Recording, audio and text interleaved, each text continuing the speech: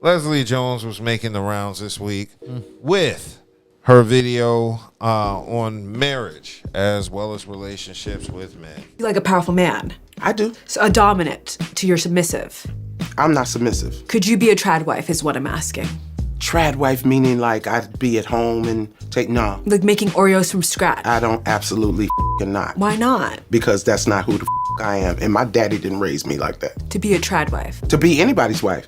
My dad used to literally say that to me. I didn't raise you to be somebody's wife. That's so brave. I don't know if it's brave or smart. Most of the people that I know that's gotten married are divorced now. And so really that's an indictment of the institution. Yeah. I think marriage is legalized slavery. You do? Yes, I do. Say more, because if I'm thinking about slavery and I'm thinking about marriage, there are two different images that come Absolutely into my head. not. I don't know how you don't. A man is, especially if he's expecting you to be a trad wife, he might as well pull out a whip and a chain. Wow. So there are young people watching who might be wanting to get married. What would you say to them? Don't get married. No. Okay. Oh God, you are crazy. How am I crazy? You are crazy. You're saying that marriage is a... No, I don't believe in the marriage. No, I don't. So you wouldn't get married? No, and I don't think it's beneficial for a woman at all. Say you hate men. No, I don't hate men, but I am disappointed in them. Why? Because they're not stepping up to the plate. While we sat and grew and got our shit together, they sat on the couch and played their Sega Genesis. What are you talking about? They didn't try to grow. They didn't try to grow. They didn't try to better themselves. We invented Oprah so we can get better. Got it. Leslie Jones discussing marriage and women and trad wives being considered slavery. Oh my God. This is what happens when you're facially challenged as a woman. The rest of the world has to suffer. You got to give out bad advice to the young girls and punish them. You got to punish a whole new generation just because you own a mirror. Oh my God. I think it's jacked up, but I don't know where it's humor or if it's just sarcasm. It's both. It's all the above. I know there's a little bit of truth and hurt in those jokes that she was spewing out. I mean, you see why, right? Yeah. Oh yeah, definitely. Okay.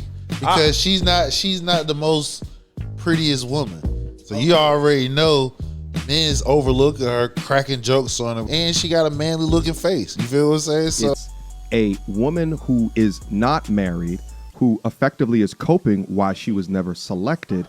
And then instead of addressing the reasons why no one selected her ass, she then tells a new generation or a new crop of women to not consider it. But she does it in this ridiculous ass way, diluting the brutality of slavery while also propping up the impact of traditional marriage as if it shares similar types of brutality or terror that was inflicted on people is absolutely insane. But they restructure the weight of things within their mind as a coping mechanism in order to help explain why they're clowns and goofies that no man ever wanted. I think what it is she feels she's owed a certain type of man because she paid dues in the comedy world. And she's gotten to a level where, she's been in the comedy circuit for 20, 30 years. 30 plus 30, years. yeah, plus years. So I guess after paying all those dues and being in that 1%, she feels like she's owed maybe a particular type of man. Which they and never she would. Can't get that. They will never look at her. Yeah, her actual jail is her career. Because if she was making $60,000, she would be cool dealing with that working the register at the Circle K. But because she's in the 1%, there's a new caliber of man that she probably thinks she needs that she can't get. She will never get. That she will never get. And the crazy part about it is the men that she talk about that play the Sega Genesis, that's where she gonna get her from. Yeah. So she at the end of the day, she still need them. You feel what I'm saying? Yeah. So. And I'm getting the vibe that she's just butthurt because she's not married, even though she says she doesn't want to be married. Because what man is going to marry a woman who's very, very masculine and has super alpha energy? So what was her objectives? Like, why are black women convincing and selling the narrative that women don't need to be married. You don't have to be a track wife. Yeah, this is the difference between how men and women handle physical attractiveness or lack thereof. Rejections, yeah. Now you notice a dude like Flavor Flav, he still gives good advice to the younger men. He's not that bitter. Right. It's all because he like, look, where I lack in looks, I got money and I'm funny. Yeah. And So and the crazy part is she got money and she funny. Oh. So she's funny and got money, but she's bitter because, like I said, the that she talking about, them second Genesis, she paying their bills. You feel and that's what I'm how saying? she gotta get it. That's how she gotta get it. She's paying their bills. I don't think she understands that when she sees ugly dudes that got paper and they was somebody pretty. I'm like, that dude is paying the bills. So he got that little nice shorty on his arm. Because he taking care of her. Yeah, he paying all them bills. Now you could have that, the male equivalent or the woman equivalent of that. You just gotta fit the bills just like them ugly. But you can't walk around bitter like that, even if it is comedy. And that's why I ask, is it funny? Because, you know, usually when comedians are being sarcastic during podcast interviews, it's funny and it doesn't seem so No, in that bitter. case, to me, I don't think it's funny. I can feel the bitterness that she in her words. You feel what I'm saying? Those are venoming words. She's like, when you saying marriage is slavery, like just might well just get a whip, like. You know what I'm saying? If she wasn't black, I'd have to say something else because you can get a divorce. You can divorce out of slavery. You know what I'm saying? You couldn't opt out.